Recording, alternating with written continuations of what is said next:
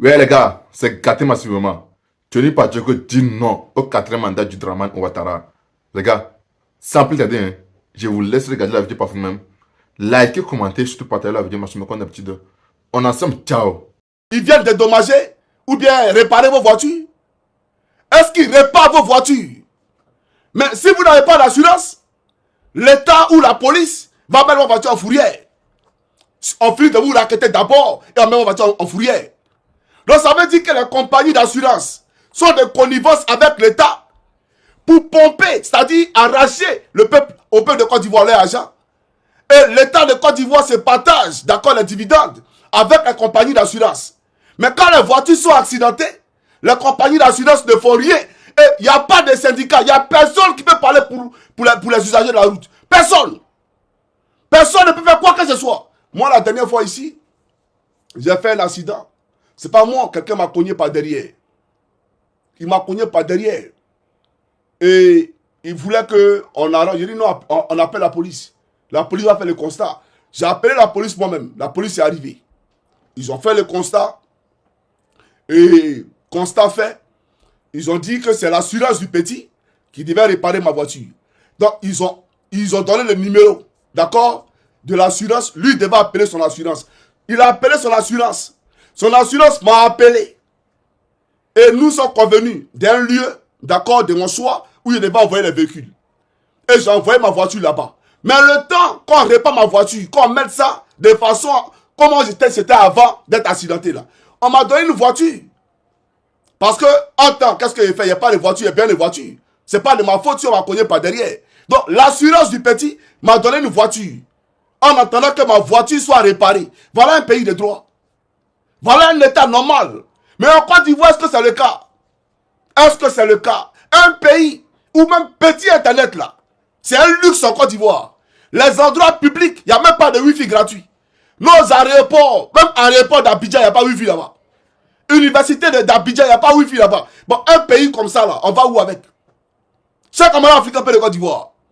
Donc je suis venu vous dire, la marche de demain là, écoutez-moi très bien, la marche de demain là, ce n'est pas une marche pour rentrer à la maison. Hein. Non, non, non, non, non. Ce n'est pas une marche pour rentrer à la maison. On ne demande pas à quelqu'un d'aller casser quoi que ce soit. Non. Mais on demande à ce que le droit soit respecté et que l'homme qui a la tête de notre pays dégage. Que Alassane Draman Ouattara dégage. C'est tout. Celui qui rentre à la maison, ça veut dire en réalité que toi-même là, tu as décidé de sceller ton avenir pour 5 ans. Tu as décidé de compromettre ta vie et ton futur pour 5 ans. C'est ça la réalité. Donc, la Côte d'Ivoire, là, demain, quand vous allez sortir, ce n'est pas pour rentrer à la maison. C'est pour que le droit soit respecté jusqu'à ce que la communauté internationale qui est bobo, là, qui est sourd-muet, là, entende la voix et le tonnerre qui gronde dans le peuple de Côte d'Ivoire et que cette communauté internationale dise à Ouattara, voilà, si tu ne veux pas que nos intérêts, là, soient biaisés en Côte d'Ivoire, soient bafoués et piétinés, faut permettre à ce que tout le monde soit candidat. Ou toi, tu quittes le pouvoir, tout simplement. Parce que chaque camarade où on est arrivé là, c'est à la désobéissance civile qu'on va partir. Où personne n'ira au travail. Même la facture de ceux ci, on va rien payer pour les donner. Un état de désobéissance civile totale. C'est parce qu'on paye les factures là. Voilà pourquoi tu fais tes trucs, tu prends les autres en prison. Cette fois-ci, tu vas mettre toute la Côte d'Ivoire en prison. Tu mettras tout le monde en prison. On n'ira nulle part. On va tout bâcler. Et la Côte d'Ivoire, elle sera, comme tu l'as dit, un pays ingouvernable. C'est toi qui l'as dit. Tu vas rendre la Côte d'Ivoire ingouvernable. Nous disons qu'on n'est pas prêt. Et on n'est plus prêt pour la sortie de Ouattara. Donc quand vous sortez demain là, chers amis, ce n'est pas pour rentrer à la maison. Hein. Et puis nous, on ne va pas pour affronter qui que ce soit. Mais celui qui vous attaque, vous réagissez. Parce que vous n'allez pas regarder les gens venir vous attaquer. Prendre des marches. Non, non, non, non, non. Soyez autodisciplinés. Soyez les policiers des uns les autres. C'est une marche pacifique, mais pas pour entrer à la maison. Pour que le droit soit reconnu et que le droit soit dit. Alassane Draman Ouattara n'est pas le président. Voilà, parce qu'il pense qu'on est bête. Lui, il pense qu'on est fou. Jean, lui, il arrive, il écarte lui là, il écarte lui. On veut plus de lui. Il a fait un mandat, 2 mandats, 3 mandats, c'est toi qui quitte le pouvoir. Donc on prend la rue, on assiège la Côte d'Ivoire. Dans toutes les villes de Côte d'Ivoire, qu'on soit à Gagnoa, Daloa, partout, le pays t'appelle. Parce que si tu restes en retrait, si tu restes en marge de cette mobilisation exceptionnelle, frère, faut pas te plaindre demain quand les Kome Bakari viendront casser ta maison. Quand tes terrains te seront arrachés, viens pas te plaindre demain. Viens pas te plaindre demain pour dire Johnny. Nos rues sont insalubres. Bandoukou est sale pendant ce temps à Djoumani. Regardez son cortège. Un cortège de voitures, c'est avoisinant les 10 000 milliards et les 10 milliards de francs CFA. C'est-à-dire que quand on fait les totaux, son cortège là, c'est au moins 10 milliards de francs CFA. Mais regardez la ville de Bandoukou. Lui, il se plaît à conduire comme ça dans Bandoukou. Attendez, vous montrer, il y a quoi là? Il y a vous montrer Bandoukou, il est bien. Et après, on va écouter les prophètes de l'Ipada.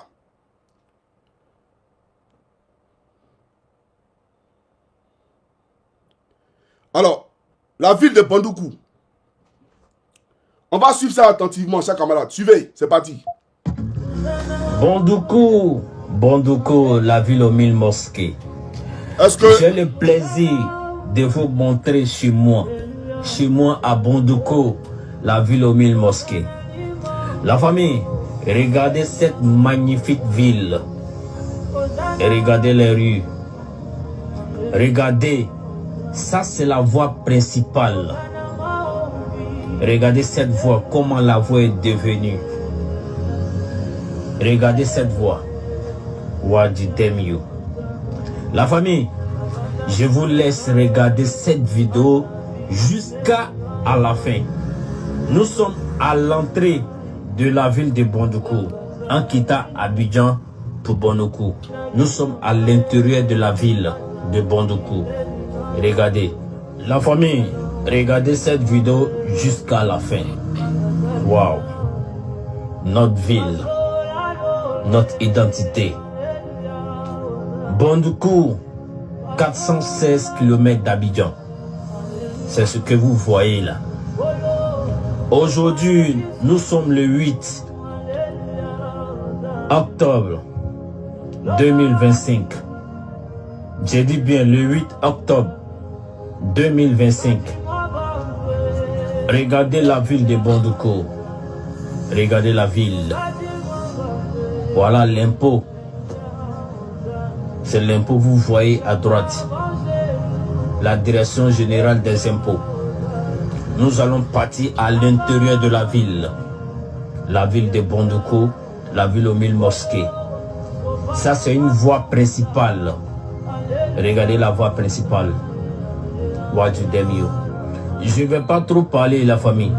Et je vous laisse regarder la vidéo jusqu'à la fin. Ok. Chers amis. Voilà Bandoukou. Et c'est de ça que Johnny Pacheco parle tous les jours. C'est de ça là qu'il vous parle tous les jours. Cher public TikTok, cher public YouTube. Vous comprenez? Comment on peut vivre dans un environnement pareil? Et le monsieur là, il veut 4 mandats. Genre, il a trop travaillé. Il a un bilan exceptionnel, inattaquable. Mais regardez l'intérieur. Et vous avez vu Gagnoa, hein? Gagnoa est pire que ce que vous venez de voir là. Gagnoa est pire que ce que vous venez de voir. C'est-à-dire que toutes les villes de la Côte d'Ivoire à l'intérieur là se ressemblent. La misère, la déchéance, la précarité partout. Il y a quoi? On est fatigué. Je dis qu'on est fatigué.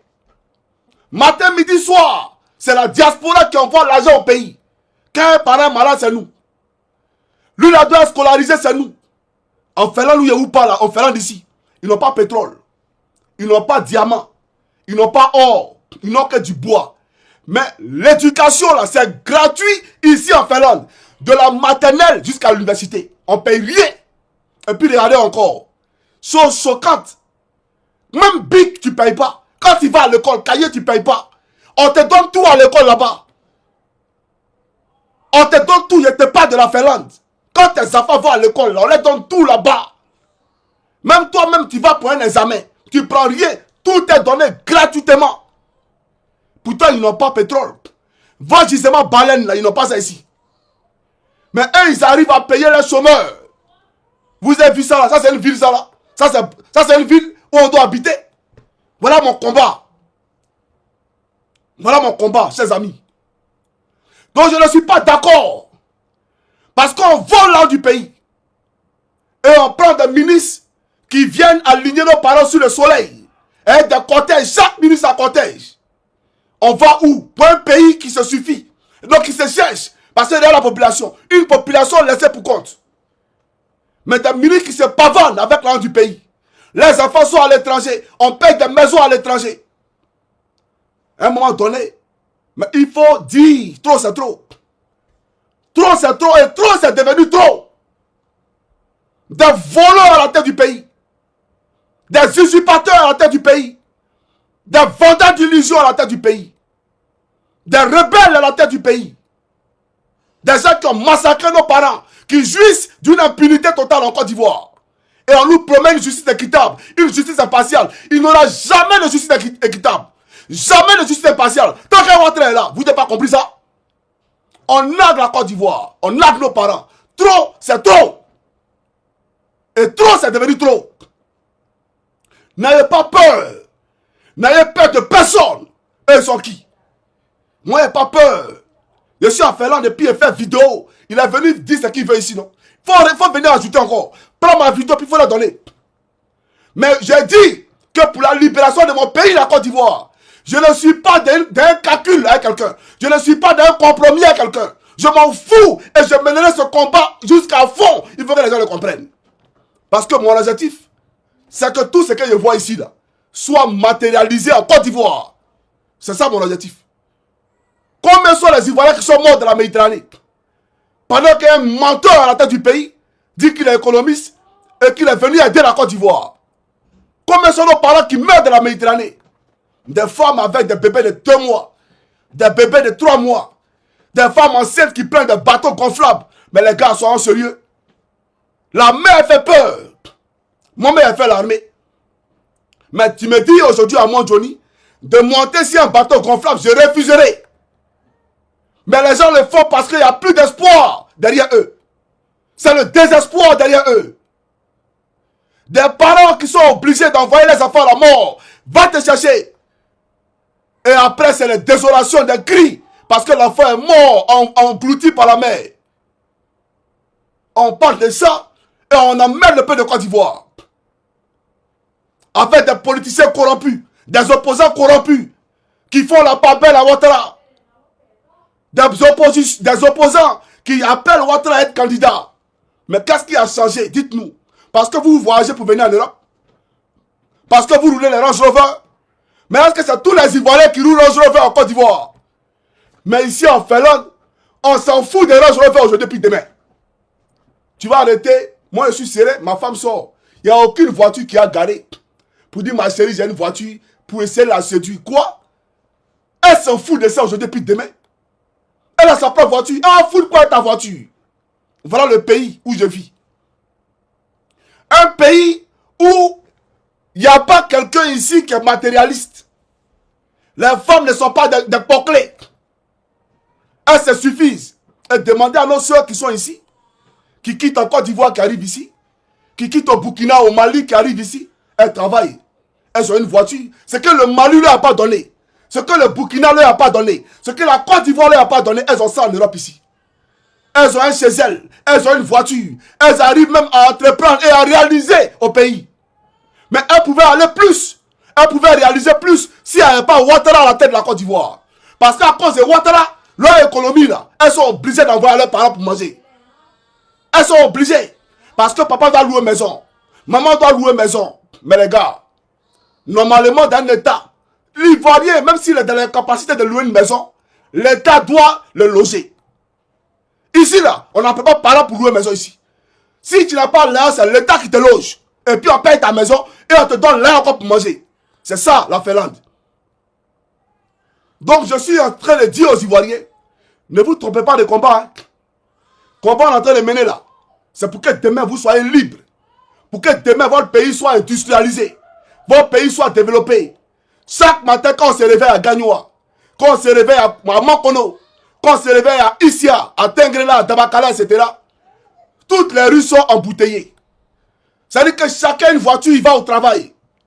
Ce n'est pas les cabris qu'on voit sur le goudron de Ouattara d'après lui. Quelqu'un qui fait le goudron d'après lui, mais c'est les moutons qui passent sur le goudron. Les cabris qui passent sur le goudron. Parce que l'Ivoirien, son train de vie, ne répond même pas à ton goudron. Il enlève l'argent où pour payer une voiture. Pour acheter une voiture, il enlève l'argent où? Les Ivoiriens, matin, ils vont au travail comment? Un pays où, c'est-à-dire que dans la tête, là, tout le monde doit être fonctionnaire. Mais on ne peut pas dire qu'on est développé. On ne peut pas parler d'émergence, on ne peut pas parler de mandat réussi. Ton mandat a été un échec. Où tes mandats? Tu as fait 3 mandats. Qu'est-ce que tu as fait pour industrialiser la Côte d'Ivoire? Qu'est-ce que tu as fait pour qu'à Gagnoua, quand on se lève le matin, tout le monde s'en va au travail? Ça n'existe pas. Un pays où on fait des SOS quand on est malade. Des SOS quand on est malade. C'est un pays ça. J'ai beaucoup à dire. J'ai beaucoup à dire. Rakas, excusez-moi. Hein. Excusez-moi. Pichou, ma fille. Pichou.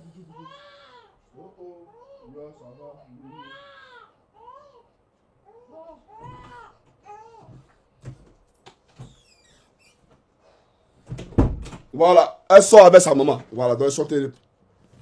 Il faut faire porter les vêtements de choses, de froid, puisqu'il fait froid dehors. Donc, je vais vous faire écouter maintenant la vidéo où les notes vocales du prophète Eli Pada, on va les écouter ensemble. Et pour dire aux Ivoiriens, demain, la libération de la Côte d'Ivoire a commencé. Sans sonner, n'ayez pas peur, Dieu est avec nous. N'ayez pas peur, Dieu est avec nous. Tout ce qui est physique est d'abord spirituel. Il faut le comprendre. Et Ouattara n'est pas éternel. On finira tous par s'éteindre sur la terre. Ce que nous avons en commun avec toutes les nations dans le monde, c'est les cimetières. Donc, la vie là, elle finit par s'éteindre. Toute vie finit par s'éteindre. Et le créateur de l'être humain, celui qui a créé les poissons, qui a créé l'océan, qui a créé les planètes, il est avec nous. Il ne pourrait s'aligner derrière les agissements de ce luciférien. Jamais de la vie. Alassane Ouattara est un fils du diable. Et il faut retenir ça. Il n'a jamais été de Dieu. Ses pratiques ne sont pas de Dieu. Un homme qui a muselé l'église, qui arrête des pasteurs, qui envoie des prophètes en exil. Lui, il est de Dieu. Il n'est jamais de Dieu. La libération du pays a sonné. À partir de demain, allez négocier avec un dictateur. Non, on vient quand? On masque quand? C'est terminé ça là. Maintenant, tes chars que tu as fait sortir, c'est la première fois qu'on voit une élection où on voit des chars de guerre. Mais tes chars là, la Côte d'Ivoire est attaquée quoi? La Côte d'Ivoire est attaquée par un pays étranger. Les Ivoiriens parlent d'élection présidentielle. Toi, tu fais sortir des chars de gendarmerie, des chars de l'armée. Bon, ça répond à quoi? C'est pour tirer sur eux. Faut tirer sur eux, on va voir. Faut tirer sur quelqu'un, on va voir. Si tu es garçon, que ta maman t'a fait garçon, faut tirer sur quelqu'un, on va voir. Prends ton char, et puis faut tirer sur quelqu'un. Ce que Gaï n'a jamais vu là, on te montrer ça. Faut demander à Gaï Robert, il a fait pire que toi. Il a fait pire que toi. Mais le peuple de Côte d'Ivoire, déchaîné, mobilisé, l'a fait reculer. Toi, tu n'es pas le président. On aurait pu t'accorder un suicide. Si seulement tu avais permis à Gbagbo Laurent d'être candidat, à Tidjane Thiam d'être candidat, et à Soro Guillaume non seulement de rentrer et d'être candidat. Mais ce que tu as fait là, on va te montrer que la Côte d'Ivoire, elle ne t'appartient pas. Et nous ne te connaissons pas. Nous ne t'avons jamais connu. Tu vas nous croiser sur ton chemin. Tu penses que tes plaintes, tes arrestations là, ça a changé quoi? Ça peut rien changer, on s'en fout. Donc, chers amis, on va écouter le prophète Eli Pada. Mais pourquoi on écoute le prophète Eli Pada? J'aimerais d'abord qu'on soit dans les dispositions. Parce que ma fille est en train de pleurer. Rakas, encore Valmis. Yo. Pienietki. Hey, excusez-moi, je vous parle finlandais, désolé. Un moment, s'il vous plaît, est-ce que vous l'avez dit? Est-ce qu'il a dit en finnois? On On va écouter les prophètes. Ok, Mita. Hey, Mita. Ok. Yo ça à quel lapsi tout le temps là. Ainsi que même il descend sur masse. Yo,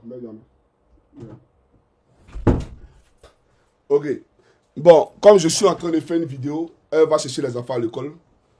Et voilà. Donc, on va écouter les prophètes Eli Pada et après, je vais poursuivre mon allocution.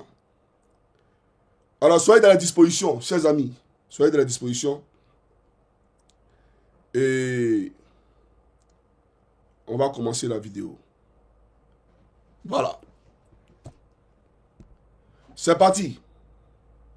Que la grâce et la paix du Seigneur soient avec toi. Shalom, shalom Johnny. Que la grâce et la paix du Seigneur soient avec toi. Alors je te laisse cette note vocale parce que le Seigneur m'a mis à cœur, le Saint-Esprit m'a mis à cœur, il m'a poussé à faire un audio pour m'adresser aux Ivoiriens et leur révéler la raison spirituelle de la présence d'Alassane Ouattara sur notre pays et pour que les Ivoiriens comprennent l'enjeu spirituel, car ainsi a dit Dieu, ils ont déjà la victoire. Ils vont la célébrer dans quelques jours.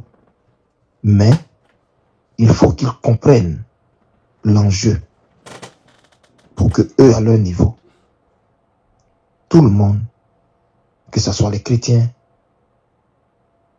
le peuple, chacun fasse ce qu'il a à faire.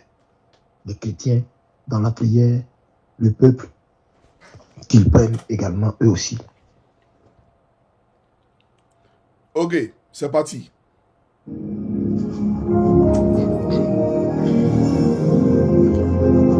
Shalom, peuple de Dieu. Shalom à tous les Ivoiriens, à toutes les Ivoiriennes, à l'Église de Jésus-Christ. Que la paix et la grâce de notre Seigneur Jésus-Christ vous soient décuplées en abondance, d'éternité en éternité. Ici votre frère, votre serviteur et votre fils, prophète Eli Pada. Je fais ce vocal, ou du moins cet audio, pour partager avec vous une révélation que m'a accordée le Seigneur.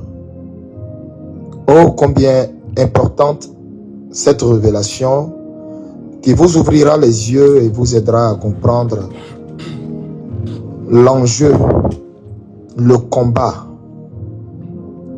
et la responsabilité qui nous incombe tous en tant qu'Ivoiriens, en tant qu'Ivoiriennes, mais surtout en tant qu'hommes de Dieu qui devons nous ranger du côté de la justice, du côté de Dieu, du côté du peuple de Côte d'Ivoire. Bien-aimés, je voudrais que vous m'accordiez une attention particulière parce que cette révélation que je vais vous donner est lourde de sens et elle est très profonde. Alors, sachez que la Côte d'Ivoire est en travail. La Côte d'Ivoire est en travail. Où je vous parle, la Côte d'Ivoire est à son terme. Et les douleurs de l'enfantement de la Côte d'Ivoire ont commencé. Les contractions ont commencé. Et il y a une bataille dans le monde spirituel.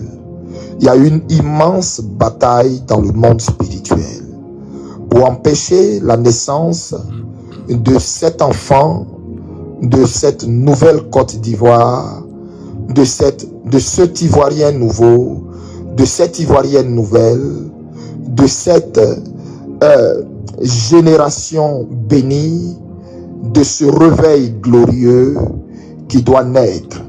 Et la Côte d'Ivoire, en ce moment, est en travail.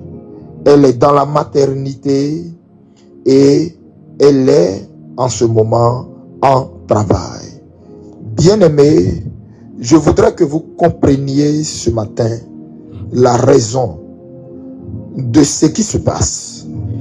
Il se trouve que à la tête de notre nation, le Saint-Esprit m'a révélé ce que je suis en train de vous dire. Mais c'est incroyable.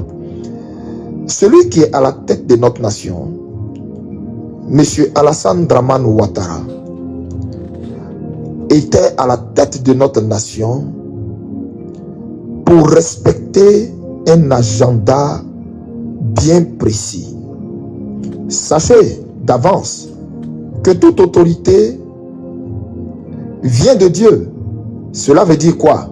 Quand on dit toute autorité vient de Dieu, toute autorité est là au poste qu'elle occupe parce que Dieu y a donné sa caution. Dieu y a donné sa caution. Mais cela ne dit pas, le passage ne veut pas dire que toute autorité qui, même fût-elle démoniaque, fût-elle satanique, provient de Dieu. Non. Vous devez savoir que quand la Bible dit toute autorité vient de Dieu, la Bible parle du fait que aucune autorité ne peut exercer un pouvoir sans que ce pouvoir n'ait eu l'accord de Dieu, n'ait eu l'accréditation de Dieu. Quoique la personne peut être mandatée par une source démoniaque, mais c'est Dieu qui laisse et qui permet. C'est ce que le passage veut dire par toute autorité vient de Dieu. Pour dire c'est Dieu qui permet. En tout cas, rien ne se fait dans ce monde sans que Dieu ne l'ait permis. Qu'elle soit en bien, qu'elle soit en mal, qu'elle soit en votre avantage, qu'elle soit en votre désavantage. Toujours est-il que c'est Dieu qui permet, c'est Dieu qui laisse la chose se faire. Alors frère, je ne veux pas être long dans mon exposé. Je vais revenir à mon message. Comprenez bien ce que je vous dis. Comprenez très bien ce que je vous dis. Alassane Dramane Ouattara a reçu